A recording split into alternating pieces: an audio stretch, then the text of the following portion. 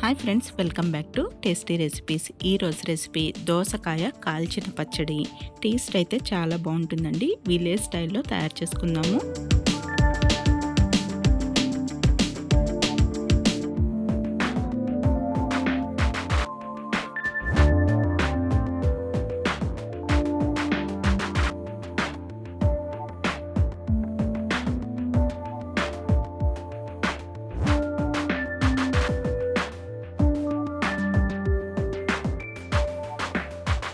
ముందుగా దోసకాయని సెలెక్ట్ చేసుకునేటప్పుడు బాగా గట్టిగా ఉండాలి. ఇంకా కొంచెం ఈ పసుపు రంగులో ఉండే విధంగా చూసుకోవాలి.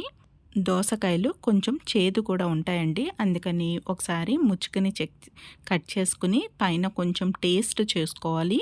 మనకి చేదుగా ఉంటే దోసకాయ పనిచేయదు. దోసకాయ ఎప్పుడూ కూడా పచ్చడికైనా పప్పులోకైనా కానీ గట్టిగా ఉండాలి, పుల్లగా ఉండాలి. అలాంటిది మనకి పచ్చడికి బాగా పర్ఫెక్ట్గా ఉంటుంది.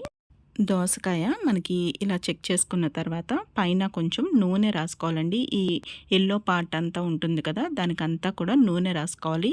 ఆ తొక్క అంతా కూడా నూనె రాసుకోవాలి.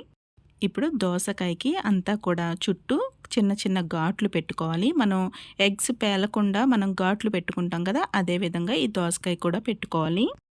ఇప్పుడు చిన్న బర్నర్ మీద స్టవ్ని లో ఫ్లేమ్లో పెట్టుకుని దోసకాయని కాల్చుకోవాలి.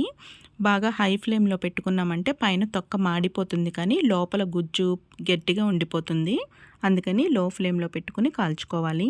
ఇలా ఒకవైపు కాలిన తర్వాత చుట్టూ తిప్పుతూ కాల్చుకోవాలి. మొత్తం అంతా చక్కగా కాలిపోయింది కదండి. ఇప్పుడు స్టవ్ ఆఫ్ చేసేసుకుని ఇలానే ఉంచితే ఈ దోసకాయ కొంచెం చల్లారుతుంది. ఈలోపు పోపు రెడీ చేసుకుందాము. పోపు కోసం ప్యాన్లో 3 టేబుల్ స్పూన్ల వరకు నూనెని వేసుకుని నూనె వేడి చేసుకోవాలి. నూనె కాగిన తర్వాత 1 టీ స్పూన్ జీలకర్ర, 1 టీ స్పూన్ ఆవాలు, ఇంకా పావు టీ స్పూన్ వరకు మెంతులు, 1 టేబుల్ స్పూన్ వరకు పొట్టు మినపప్పు వేసుకుని వేయించుకోవాలి. పొట్టు మినపప్పు లేకపోతే మామూలు మినపప్పు, మినపగుళ్ళు కూడా వేసుకోవచ్చు. పోపు క్వాంటిటీ ఇంత అనేది కరెక్ట్గా ఏం అవసరం లేదండి. మనకి కొంచెం పప్పులు ఎక్కువ కావాలి అనుకుంటే ఎక్కువ యాడ్ చేసుకోవచ్చు. పప్పులు కమ్మగా స్మెల్ వస్తున్నప్పుడు దీనిలోకి ఎండుమిరపకాయలు ఇంకా కరివేపాకు వేసుకుని స్టవ్ ఆఫ్ చేసేసుకోవాలి. ఈ ప్యాన్కి ఉన్న వేడికి ఈ ఎండుమిరపకాయలు కరివేపాకు వేగిపోతాయి. పోపు వేగిపోయిందండి. చల్లారేలోపు మనం ఈ దోసకాయను కూడా మొత్తం తొక్క పైన నల్లగా అయిపోయింది కదా, అదంతా కూడా తీసేసుకుందాము. చల్లారిన తర్వాత కొంచెం చేతికి తడి చేసుకొని ఈ పైన ఉన్న పొట్టు అంతా తీసేసుకోవాలి. ఈ పచ్చడి టేస్ట్ అంతా కూడా ఆ స్మోకీ ఫ్లేవర్లోనే ఉంటుందండి. అందుకని మధ్య మధ్యలో నల్లటి పొట్టు ఉండిపోయినా కానీ పర్లేదు, మనకి టేస్ట్ కూడా బాగానే ఉంటుంది. పైన పొట్టు అంతా కూడా తీసేసుకున్న తర్వాత దీన్ని కొంచెం చిదుముకోవాలి, లేదంటే చిన్న చిన్న ముక్కల కింద కట్ చేసుకోవచ్చు. ఇలా చిదుముకున్న తర్వాత దీనిలోకి పావు టీ స్పూన్ వరకు పసుపు వేసుకుని కలుపుకుని పక్కన ఉంచుకోవాలి. ఇప్పుడు మిక్సీ జార్లోకి 4 ఎండుమిరపకాయలని నూనెలో వేయించుకుని వేసుకోవాలి. నూనెలో వేయించుకోవచ్చు అండి, లేదంటే మనం దోసకాయని కాల్చుకున్నాం కదా, అలాగే ఎండుమిరపకాయలను కూడా కాల్చుకుని వేసుకోవచ్చు. ఇంకా 1 టీ స్పూన్ వరకు ఉప్పు వేసుకోవాలి. ఇంకా ఒక చిన్న నిమ్మకాయ సైజు చింతపండుని నీళ్ళల్లో నానబెట్టుకుంటే 10 నిమిషాలు కొంచెం మెత్తబడుతుంది కదా, ఆ చింతపండుని వేసుకోవాలి.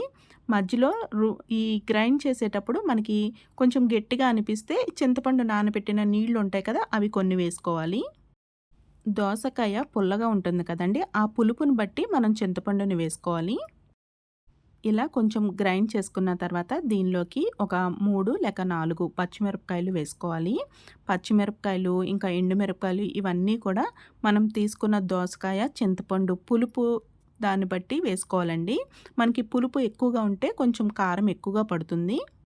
ఇలా గ్రైండ్ చేసుకున్న తర్వాత దోసకాయని కాల్చుకుని చిదిమి పక్కన ఉంచుకున్నాం కదండి, కొంచెం పసుపు వేసుకుని ఆ దోస ముక్కల్ని వేసేసుకోవాలి.